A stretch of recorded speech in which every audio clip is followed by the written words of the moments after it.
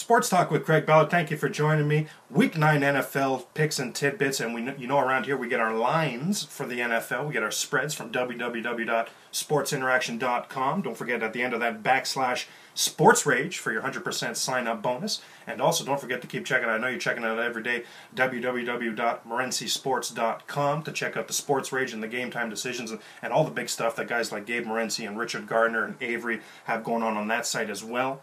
And so without further ado, let's get into here. Sports Talk with Craig Ballard, Week 9 NFL picks and tidbits. Pitter-patter, let's get at her. Let's start with the New York Jets traveling to Buffalo. That's the 4-3 Jets heading to the 5-2 Bills.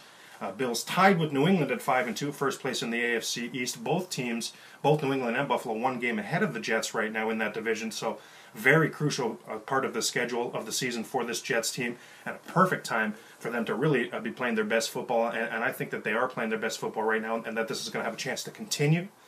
They're coming off of a bye week, which is perfect for this Jets team because this is a running game that's just getting going, but it's just getting going because it's an offensive line that really needs a return to health, and having that week off I think could really help with that. If you look at these next 2 weeks here, the opponents Buffalo and New England, perfect time for the Jets here to reestablish, or to establish for the first time in 2011, the ground and pound style that Rex Ryan wants to enforce. We know they want to run the football a lot with Sean Green and with LaDainian Tomlinson. Well, recently they've gotten Green going. And, of course, that's going to leave Sanchez to make big plays in the passing game. And the last time we saw Sanchez, he was hooking up to a new BFF, Plexico Burress, to the tune of 3 touchdowns. So that Jets offense, for the first time that we saw them recently, is starting to get going a little bit here. This is an offensive line, as we said, that continues to improve health-wise. And a Bills team, on the other side of the ball, a Bills defensive line, or a Bills defense that continues to struggle against the run. Kyle Williams, their defensive tackle, will again be out this week, so that doesn't bode well for this Buffalo team. What I really like from the New York Jets, from what I've seen these last couple weeks in the running game, and why I feel confident that going forward it is going to be the ground and pound that we were expecting, that we were anticipating in 2011 from this Jets team, is because of the schemes that they've gone to. Not only the return to health from the starters, yes, but they're going to a lot more man-to-man blocking schemes, getting away from the zone blocking schemes. And I really like that call by this Jets team. That is how the Jets offensive linemen can fire off the ball and engage in some physical activity in that trench, and even double team blockers to create the ground and pound holes for a Tomlinson and for a Sean Green. That is the recipe for success on the offensive side of the ball for the Jets team, and I think this Bills team allows the Jets to do that, so I'm confident there.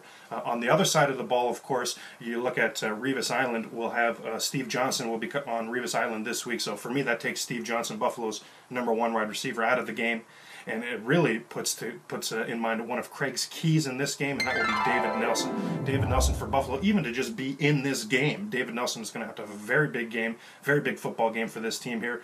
Another one of Craig's keys that I'll look at on this offensive line as well, for the Bills, is how banged up this offensive line continues to be, especially on the left side.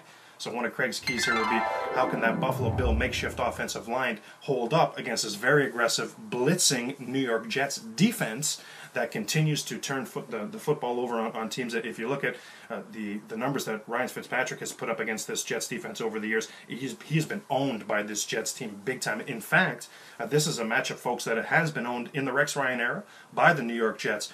Folks, how about 272 yards, folks? That's how many yards on the ground that this Jets team averages against the Buffalo Bills in the Rex Ryan era, folks. 272 is what they average on the ground against the Bills team. Video game numbers, folks. Those are phenomenal numbers. I don't know that I've ever even seen numbers like that over a stretch of a couple years. That's really amazing stuff. Again, I'll look for that to continue this week, is why I really like the Jets this week. This is a Jets defense that continues to create turnovers. This is a Jets defense that continues to dominate on third down. This is a Jets team offense that is coming together. This is a Jets defense that is coming together. This is a Jets special teams that is coming together. And this is a very, very desperate Jets team. As we mentioned, one game at the midway point of the season, one game behind 2 teams in the AFC East. They can hardly afford to lose this football game this week. It's not much of a road game. The Jets are 0-3 on the road this year. Yes, this is not much of a road game. This is more of a down-the-street type affair. So just a lot of things here pointing, for me personally, to the New York Jets. I'm going to get 2 points as well. As I say, I like the Jets to win this football game. So let's open with the New York Jets +2. Let's get into our second game. Defending champion Green Bay Packers 5.5-point favorites as they travel to San Diego to take on the struggling San Diego Chargers. This is a Charger team that the last 2 weeks has been completely finding new ways to lose football games, in particular imploding in the second half. And that's the last couple weeks. This is really in the North Turner era, a San Diego Charger team that has found just such a plethora of ways to lose football games. It's really been incredible. The amount of talent on that team absolutely has never coincided with the wins and losses in San Diego. And you're looking at a Green Bay team coming to town, folks, that has won 16 straight football games. I mean, that is WOW as far as I'm concerned, folks. That is extremely impressive. Some of those games, remember now, playoff and Super Bowl, by the way. So they're playing, phenomenal talent. They're playing phenomenal opponents and coming away with the win every single week. So I'm really impressed with this Green Bay team. I will look for that to continue this week. It's a San Diego squad that we've talked before is really, really struggling right now. Coming out of a bye a couple weeks ago, they've played 2 football games since and have not been themselves or anywhere close to themselves, losing both of those football games. Ryan Matthews coming into the bye a couple weeks ago, I mean, we all probably would have been on the same page, being very, very impressed and very excited about Ryan Matthews and his future going forward with San Diego. He was getting more and more touches and was being more and more productive. The 2 weeks coming out of the bye, 39 yards the first week and 57 last week. I mean, he has been a shell of his former self as this offense is really struggling. Their 2-point totals coming out of the bye, 21 and 20. That's not even close to something that's going to be able to cut it against this Green Bay team. Vincent Jackson as well. Not only is Phillip Rivers in the running game and the passing game, but the running game struggling. But in Vincent Jackson also, his numbers in these last couple of weeks have not been good at all. We look all the way back week 4, a game against the Miami Dolphins. Vincent Jackson had 108 yards receiving and a touchdown. Well, in the 3 games that he's played since then, if you add up all his production since then, it doesn't even equal 108 yards, and he hasn't found the end zone, folks, in weeks at this point. So this entire offense right now, just a shell of them former selves. This is a Green Bay secondary whose numbers are absolutely putrid, absolutely horrible, folks, yes. But do we see a San Diego team here who can take advantage of that? I mean, I really don't. Now, on the other side of the ball, this is a Charger secondary that is very good, yes, but A, there's some moving parts there, so we'll watch that closely, and B, good or not, I mean, wow, this is, have they played a Green Bay offense like this before? I don't think so. Aaron Rodgers returns to his home state, so we'll certainly look for him to have a monster game, and I mean, he's just thrown to a stable of talent out there. You're talking about Greg Jennings, wow, Jordy Nelson really coming on, rookie Randall Cobb, you have James Jones, Jermichael Finley is a major stud in the making at tight end, absolutely. I'm a big Jermichael Finley fan, I'm sure you are too, and as well the running game, I mean, you have James Starks and Ryan Grant, both of their running backs, averaging over 4 yards per carry, so even the running game getting it done in Green Bay, really almost a flawless offense. There have been spurts, there have been stretches of times where the offense has sputtered a bit, but all in all, I mean, we're so impressed with this Green Bay offense. Aaron Rodgers off to the type of start where he's on pace to set records this year, folks. I mean, he's, how do you spell Aaron Rodgers? You may spell it MVP this year. That is where he is going so far. That's where his 2011 is headed. He's been extremely impressive. Matt Castle last week, and Matt Castle has really struggled in 2011, but he was even able to put up 261 yards against this Chargers secondary last week. So if that's the case, I mean, what do we imagine that an Aaron Rodgers is going to be able to put up in this game?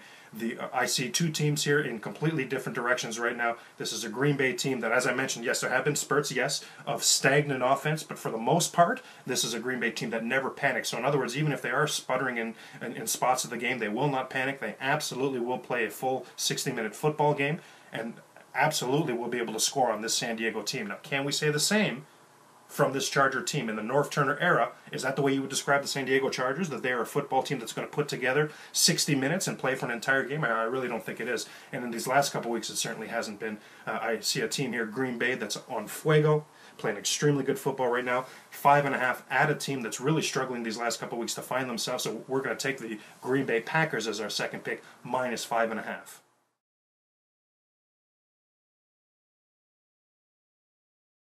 Third game that we're going to look at this week, folks, the Baltimore Ravens travel to Pittsburgh to take on the Pittsburgh Steelers. Man, we know what a battle this is every time these 2 teams get together, what a clash that is. This is a 35-7 Week 1 beatdown that Baltimore laid on Pittsburgh, which was really not indicative at all of this rivalry at all, or the results that have come from this rivalry. The results at the end of the game, way more often than not, are a very, very close football game. for sure every time these two teams get together. There are already two teams that play with an extremely high level of physicality, and when they play each other, wow, they take it to an even another level and bring it to each other, bring that physicality to each other. I mean, I love watching Tom Terrific and the Brady Bunch have the high-octane offense. I love watching Drew Brees and his high-octane offense, Aaron Rodgers and his high-octane offense. I love those things, believe me, I really do. But man, I also have a definite soft spot for this smash-mouth football that these two teams bring to each other. These two, when they get together, I mean, it's the dictionary definition of smash-mouth football. The spread right now, according to SportsInteraction.com, is Pittsburgh minus 3.5. That is going to be our third pick this week, folks. Pittsburgh minus 3.5. We're taking the points. We will take the Steelers. You're looking at the top two. This is a game that features the top two defenses in the NFL. And we remember that 35-7 Week 1 beatdown where Baltimore put 7 turnovers on this team. I mean, they were just completely dominant, did whatever they wanted to do on offense and defense. So consider that Pittsburgh has gotten themselves all the way back up now to number 2 defensively. So that tells you since that game what Pittsburgh's defense has been able to accomplish and really gotten itself going. The offense lately has been getting it going as well. There's no doubt about that. We can see that. For me, a big thing in this game, one of Craig's keys that we'll look at absolutely is going to be Troy Polamalu. Here is a guy, folks, this is a Pittsburgh defense that is playing well, that is improving, yes. They do hope to have several, I mean, either Ferrier, Woodley, or Harrison, one of, or all 3 of those guys back from injury this week. That would be huge, of course, obviously. But one of Craig's keys that we'll look at here is Troy Polamalu. We do know Polamalu will be playing, and we're still waiting, folks, for the first big play, or the first at least interception of 2011 for Polamalu. This is a guy, the last 2 seasons that he's played full healthy seasons, he's had 7 interceptions each of those seasons and has been a complete difference maker. We know this guy's special. This year, been a difference maker to an extent, yes. To Troy Polamalu's level, absolutely not. And for the turnovers, would you believe, folks, he's still at 0 for 2011. So that's going to be one of Craig's keys there. Also going to look at one of Craig's keys being Pittsburgh's ability to stop the run, in particular Ray Rice. This was a Baltimore team that in that Week 1 game, they tap-danced all over Pittsburgh's running defense to the tune of 170 yards. I mean, pretty amazing stuff, to be honest with you. I definitely don't see a repeat performance of that. Even if it's just one of those 3 linebackers they get back and not all 3, I still don't see a repeat performance of that way. That's just not the way Baltimore's playing right now, in my estimation. Another one of Craig's keys is going to be this Pittsburgh defense has owned Joe Flacco in the past. Now take that 35-7, that Week 1 game out. Flacco 3 touchdowns and no interceptions. He was fantastic. But this is this is a road game. B, and that is not at all indicative of the history that Joe Flacco has had against this Pittsburgh defense. Way more often than not, that was actually the exception to the rule, because this Pittsburgh defense has owned Joe Flacco in the past. They have sacked him numerous times, they've intercepted him numerous times, and they've forced fumbles from him numerous times. They turn him over on a regular basis. They wreak havoc for that Baltimore offense on a regular basis. I'm looking for that to continue this week. For me personally, I'm loving the way we talk about smash mouth football, yes. But lately, this Pittsburgh Steelers offense has been fantastic with the way they've spread the football and been able to, not even looking for the deep plays that they were looking for, last year with Mike Wallace downfield, but look for the underneath stuff when the Mike Wallace on the 15 to 25-yard routes is covered, or Hines Ward on these, or Heath Miller, no problem. Ben Roethlisberger has been fantastic, as good as I've seen him this year, folks, at finding the check down. We hear it said many times, you take what the defense gives you. Well, this Pittsburgh offense these last couple weeks, pretty much the dictionary definition of that, and I've been very impressed. It's allowed them to set up multiple third and manageable scenarios, and they're converting because they're setting themselves up with third and manageable. So they're moving the chains, keeping the opposing quarterback, like a Tom Brady, for example, on the sideline. It's been very impressive. I think that continues this week. We're looking at 2 teams right now that, yes, we know they want to bring it to each other. Yes, absolutely. And we know this was a good second half last week for the Baltimore Ravens, but on a whole, you look at these past several weeks now, what's been happening, I think this is a Pittsburgh Steelers team playing significantly better than this Baltimore team is playing right now, and it's Pittsburgh at home, have to lay the 3.5 points. We're going to lay the 3.5 points. I like Pittsburgh in this game. Sports Talk with Craig Ballard. You know how much I appreciate you joining me. Definitely check me out on Twitter, at Craig Ballard77, thar it is, and definitely check out the blog spot as well. There it is. Sports Talk with Craig Ballard. Can't thank you enough for joining me. I hope we'll see you again